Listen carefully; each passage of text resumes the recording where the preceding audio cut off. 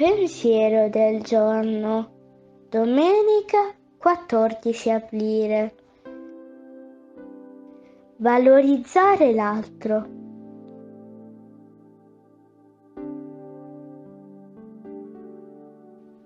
Farsi uno comprende tutti gli altri aspetti della vita ed è la massima espressione dell'amore.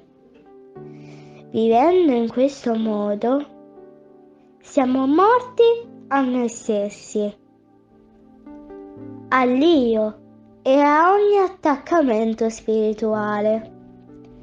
È possibile raggiungere quel nulla di sé a cui aspiriamo le grandi spiritualità e quel vuoto d'amore che si realizza nell'altro di fare spazio all'altro.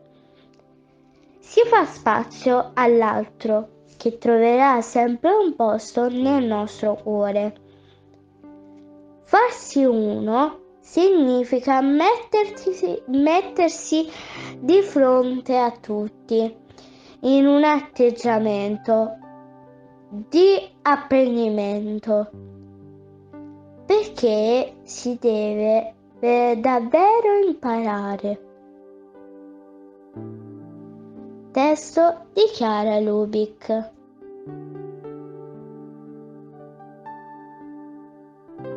Parola di vita, aprile 2024.